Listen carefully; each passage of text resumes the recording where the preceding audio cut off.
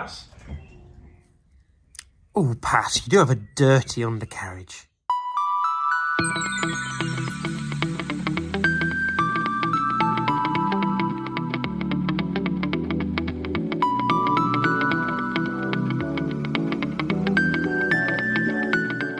Rightio, I am back with Pass the Picasso, who is now on 515,000, not 514,000 miles. And one last thing to do before it goes for the MOT, and that's to do an oil change. Now, it isn't strictly necessary for the MOT, but I have noticed, as you've probably seen in an earlier video, that the oil looks really crystal clear despite having done a good few thousand miles since it was changed. And then I realised, I had to look back at the video, that it wasn't really quite the right spec of oil for the car. So a big diesel like this should have something with a detergent in it. And the reason the oil goes black really, really quickly in a big diesel is that detergent is basically taking all the coked up rubbish out of the engine. So I suspect this oil, while it's a very high grade and nice oil, is good for all the bearings. It's not taking all that crap out of the engine that it really needs to continue to do lots of miles. So I've been and got the correct spec of oil for Pass and a nice new filter, and we're going to very quickly change the oil. However, I have discovered that isn't going to be quite so easy because, well, the under tray is held on with cable ties. So I'm going to have to cut the cable ties off, do the oil change, and then reattach the under tray with probably more cable ties. I suspect the reason it's on with cable ties is none of the fixings are there anymore. They've all long since broken, and it seems very secure. It just means I'm going to have to re-engineer the work that's been done previously. Right, well, the car is already up in the air, as you probably can just about tell. So I'm going to shimmy underneath, cut those cable ties, and let's get the oil out. Also, if you're wondering why I'm dressed like I'm doing this in the Arctic, despite being well into spring, as you can probably hear the birds in the background, it is freezing once again. I don't know what the hell is going on with the weather, but it is really, really cold, and it's not wet today for the first time in ages, but it's very, very cold here in England, even though we are well into April, nearly into May, which is ridiculous. So yes, I'm cold, which is why I'm wearing my big winter jacket and my scarf and my hat, and I'm about to put gloves on. Also, because I'm doing oil stuff. Oh, Pass, you do have a dirty undercarriage. So, this is what the underside of a 500,000 mile engine looks like. And to be honest, it's not terrible. I mean, it is disgusting, but, you know, 500,000 miles, it's not too bad. Sweating a little bit of power, as you can see here, and here, and here. But yeah, you know, it's all still there. Bit rusty, but all still there. Right, better drop the oil, eh?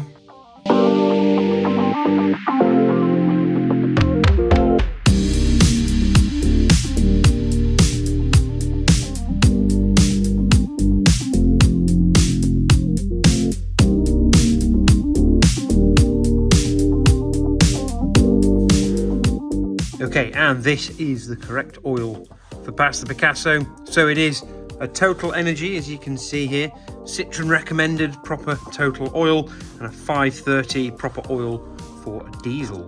Although apparently you can use it for both gasoline and diesel. I guess petrol engines with turbos probably have a similar problem with coking up, so now modern petrol oil probably has a similar level of detergent in. But this is the proper stuff, so that I'm confident it's going back to Ashley in fine fettle. For some reason, it irrationally worried me that there maybe wasn't the correct oil in the car.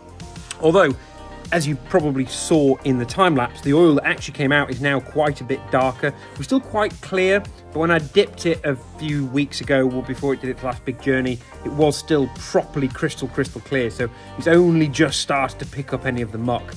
And it's probably been dragging stuff out of the sump when I drained it. But yeah, time for some more fresh, clean oil that probably won't stay that colour very long if it's doing its job properly.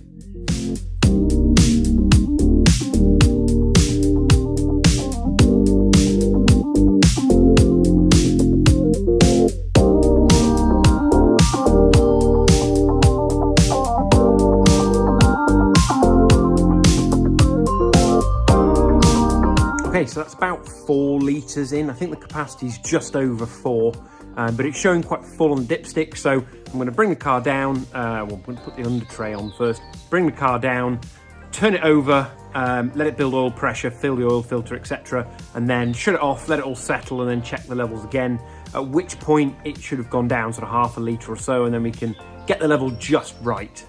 So next job is to find some cable ties to put said under tray. Not this under tray, by the way. That under tray is for the Audi, which I still haven't put on. The under tray for Pass is underneath.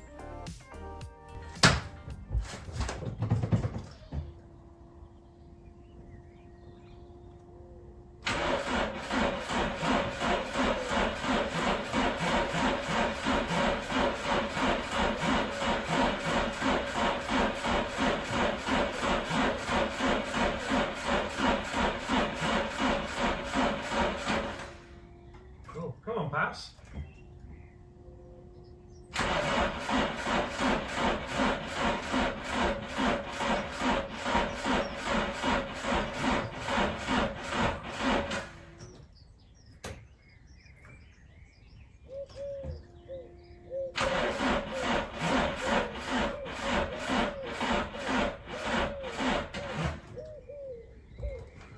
Oh, this is not good. That doesn't smells like a lot of diesel. It's not what she's meant to do. But at least it will have primed the system. It's turned over plenty of time, so I'm going to at least check the oil. Might stick the battery on charge, see if it just needs a little bit of a go. I know Jim at the Also had a similar problem with Pass where it didn't want a cold start. It was a little bit funny last time I started it and I moved it in, but it turned over a few extra times, but it did fire into life. So maybe it's not very happy with being cold, and it is cold right now. Not good. Okay, hopefully the lack of starting was just a slightly flat battery. So the battery's been on charge. Let's have a look-see, shall we? 3, 2, 1. Ha ha! Pass is alive! Excellent. Right, that's it. She's ready for an MOT. Right, well, it's a cold spring morning. It's gone cold again. We've had 2 days of nice weather, and that appears to be summer over. But Pass is out. So we're here at the MOT station to probably get a list of jobs that need doing, because I've already found one problem. This morning, I started the car, checked all the lights, and found one of the side lights is gone, and I'll be damned if I can get the thing out. So we're almost certainly going to have some stuff to do, but at least the MOT will tell us what needs doing.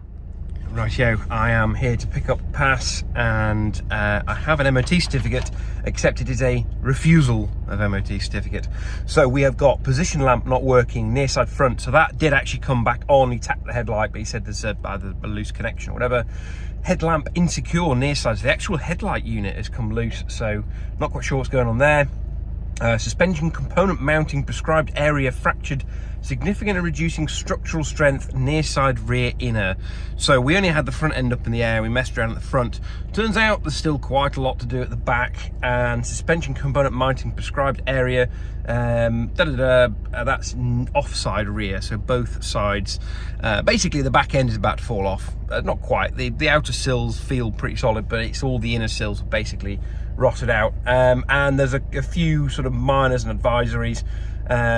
So the mirror on the left hand side is a little bit loose, the fixings have failed on that, so a bit of tiger seal, probably see that sorted. A bit of play in the steering rack, and some bushes on the front shock absorber. So I think I noticed in an earlier video it starts to sound there's a bit of a knock on the front, and I think that's what that is, but that's an advisory at this point in time. It probably does need sorting. So I think this is the end of my journey with Pass at 307 miles. So sadly, I can't afford to do any more work on this. As you've seen in the previous video, my fleet is hemorrhaging money like it's going out of fashion. So I'm afraid I'm passing the buck back to Ashley to do the final bits. We've sorted the front end. He's happy with the welding at the front end. It just needs the back end doing. But you can probably see, if I don't smack my hand on the top of the car, there is still the back half of a sill sitting on the back seat, so that might be useful for doing some of the outer bit, because the outer's got to come off despite being okay to get to the inner. Get the inner sills done, and then there's a few other little niggling bits that need sorting. But right, I'm allowed to drive it home, and that's as far as I'm allowed to drive it. Luckily we can keep it off the road at home. A few people had noted the MOT had long since run out. We recorded lots of videos before the MOT ran out, and then it's been sat on my driveway since. So yeah, she's going to go back on a low loader down to see Ashley. So that's the end of my journey with the delightful Pass. I really have fallen in love with this car, despite it being a bit of a rusty shed. And yeah, I'm sad that I'm sending it back without an MOT. I would have liked to have had an MOT and driven it back to Ashley, but clearly that's not meant to be this time. Well, that's all for this episode of Automotive Tales, and it's all for my adventures with Pass the Picasso. So yeah, we'll see you next time when we'll talk about another car that's, you know, broken, rusty, and hemorrhaging money.